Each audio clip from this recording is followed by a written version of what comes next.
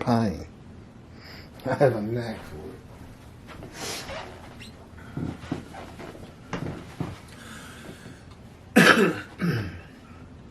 Chapter 21, part 6.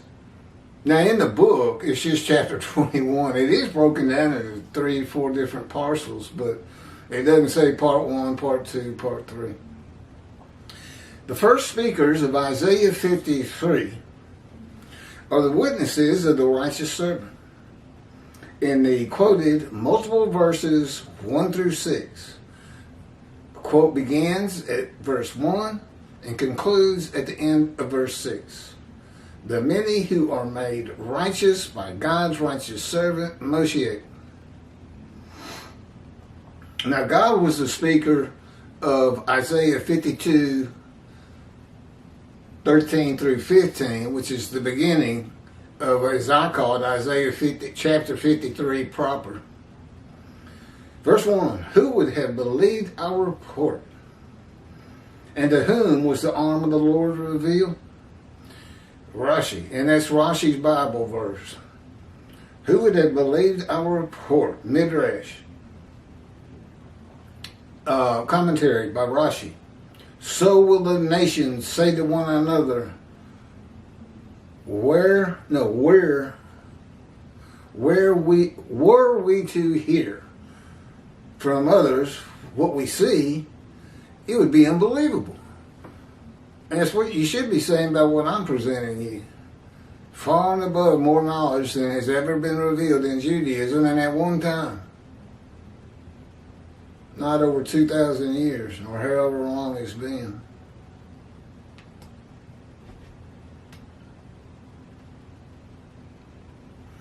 The arm of the Lord.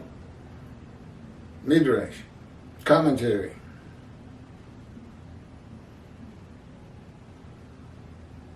Like this, with greatness and glory, to whom was it revealed until now?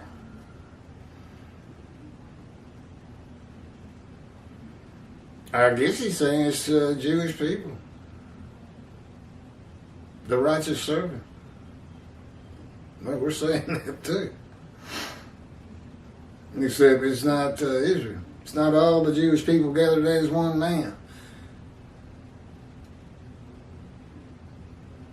Okay, here's my commentary on who can believe what we have heard, starting with a quote. Upon whom has the arm of the Lord been revealed? That's from the JPS 1985 translation, Hebrew to English. Midrash, who can believe what we have heard? The witnesses ask, who can believe that God redeems the Jewish people by the new covenant with sin forgiveness that is delivered by the messenger Elijah, who receives it from the angel of the covenant, who is the angel of God's presence, the Holy Spirit, that alights upon the anointed one in Isaiah chapter 11, verse 1. Who can believe? Is this still the redemption? Redeemed, okay. Redeemed by the covenant of friendship that comes with the servant David, a shepherd, when he sanctifies Israel by having the third temple built on his holy Mount Zion, hopefully in Jerusalem, if we can find a big enough tract. I'm not that familiar with Jerusalem, never been there. And by speaking to his prophet again, as he spoke to Moses, face to face and friend to friend. And all by and with one man the Lord calls my righteous servant. Now the first 6 verses are the witnesses. 7 through, I guess, 9. Well, we'll get to it. Are by Isaiah. And then God concludes with 11 and 12. Could be 10. God shows it. That might be Isaiah. Anyway, you have different writers.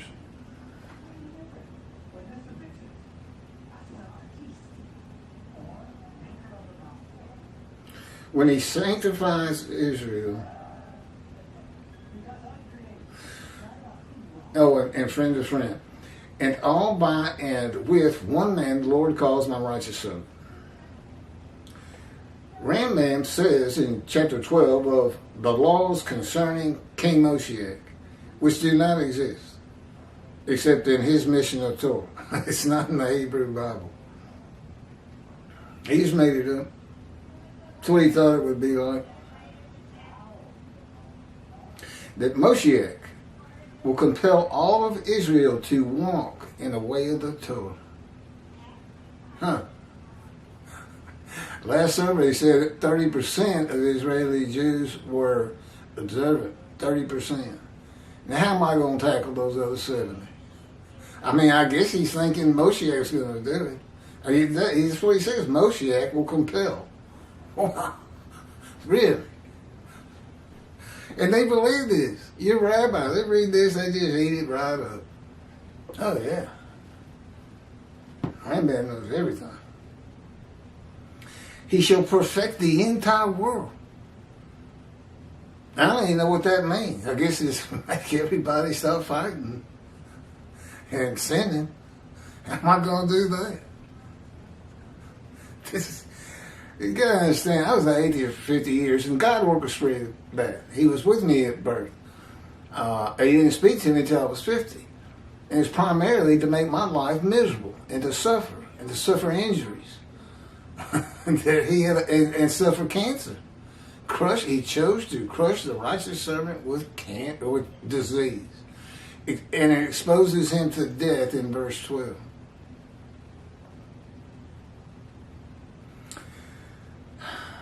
Okay, let me just keep going. This is going to be long enough. Perfect the entire world, motivating all the nations to serve God together. Really? Let's go to China first. Neither envy nor competition.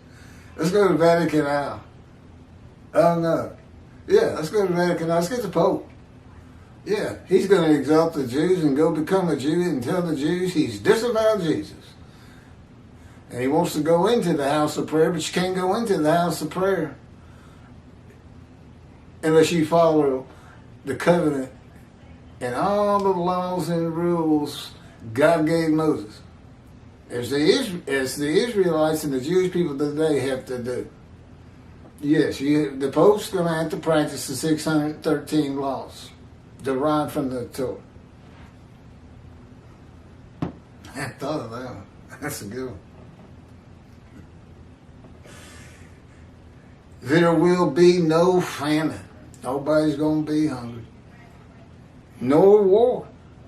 Now, I don't know who's going to grow all the food. Doesn't sound like the farmers are going to be. It sounds like they got a full day ahead of them. The entire world will be solely to know God. And the Jews, therefore, will be great sages and know the hidden matters with an understanding of the Creator to the full extent of human potential. And that would be me, not the Jewish people. I mean, I'm imparting much of that knowledge on these videos. And of course, they're in God's book, and that's how I know. I could have never figured all this out. Look, I got, as I say, gut shot. I got shot through the abdomen. Went in on the right side where your bladder is, and went all the way across me and basically lodged in my left buttock. And it was 8 hours before I got to a hospital that could help me. I didn't think of God one time. Didn't try to make any deal. Didn't tell God I'd stop sinning. The name just did not come to mind.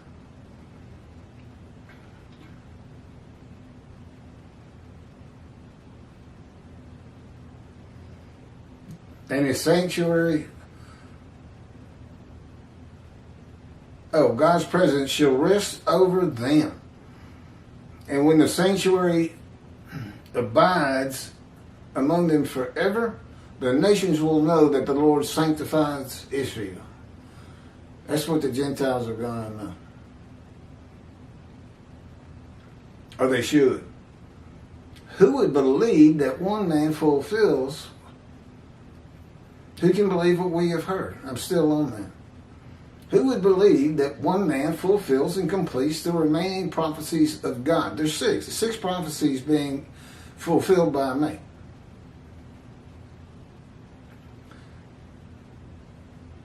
In the day of the Lord. The remaining prophecy to be fulfilled is the delivery of two specific covenants and the arrival of God's righteous servant Moshiach, who makes the many righteous. Of course, the anointed one, a shepherd, God calls my servant David, Elijah, who was taken to heaven and returns and recounsels the members of the Jewish families one to the other through Judaism and righteousness.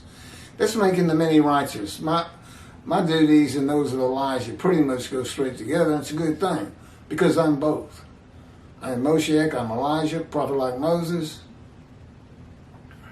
Who did I leave out?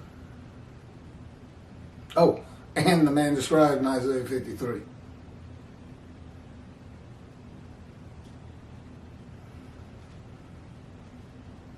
And the prophet like Moses, who wrote the Torah at the command and direction of God.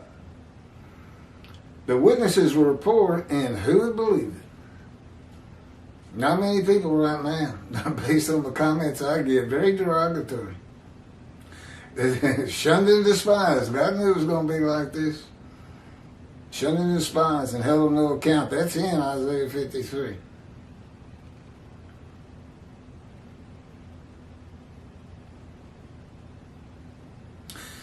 And who would believe it? That they had been told by their wise men, sages, rabbis, and theologians, the God's righteous servant of Isaiah 53, oh, they had not been told, is a Gentile.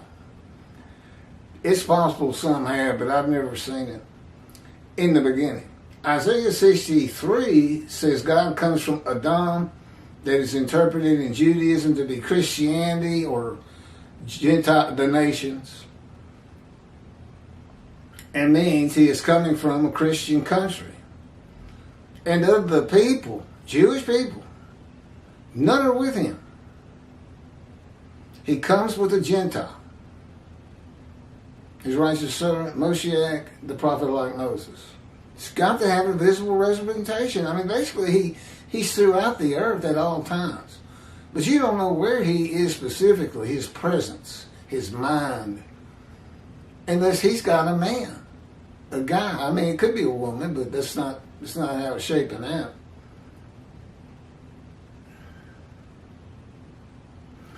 Jesus was a Jewish man who came from Nazareth. Well, the Christians say he's God. Well, if he's God, he's supposed to have come from Adam, not Nazareth.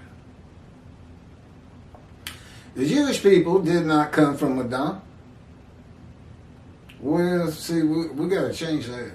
Well, technically, Europe is Gentile lands, Christianity, the nations, and that is where they returned from for the most part to create Israel in 1948. Now, in the Exodus, God wouldn't allow, well, Moses wouldn't allow, and 600,000 Egyptian slaves and their families that he was leading to the promised land, they had to go around Adam. They weren't allowed to go through. And if Moses can't go through, then God didn't go through. Because God's in Moses. And once he comes within you and the Spirit alights upon you, he doesn't leave. He's been with me 16 years now. Just think about that. And here I am. It just seems like we're just inching our way towards Israel.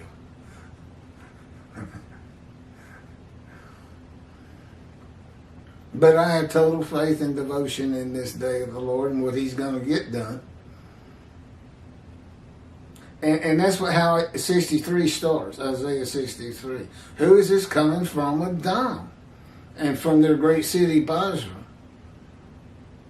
The witnesses report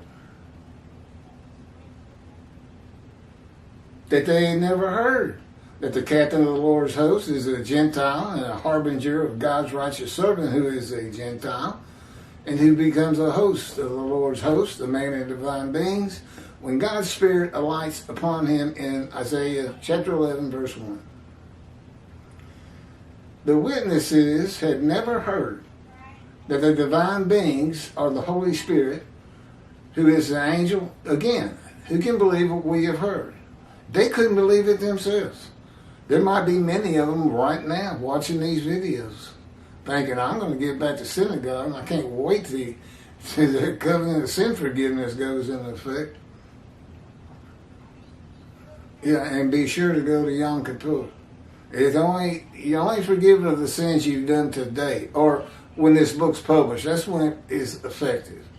But God pretty much sees the Jewish people sin-free right now. It's just in a friendly mood. But we had to get it marketed. That was the problem with Zechariah chapter 1 that Rashi could not figure out. And he said, we have to wait for the teacher of righteousness to explain this to us. The truth of it. And I have. I have in the book and on video. And it has to do with the exiles, all 13 tribes that returned, not realizing when God forgave their sins. They just knew they were getting ready to build a temple, and a curse had been lifted against them. They had returned to Jerusalem. But they needed to know they were sin-free, and they needed to find the scroll of Isaiah. Apparently they didn't have it.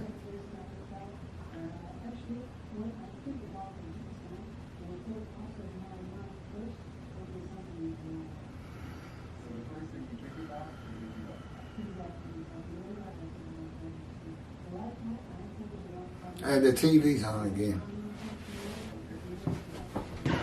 Yeah, I'll take a break.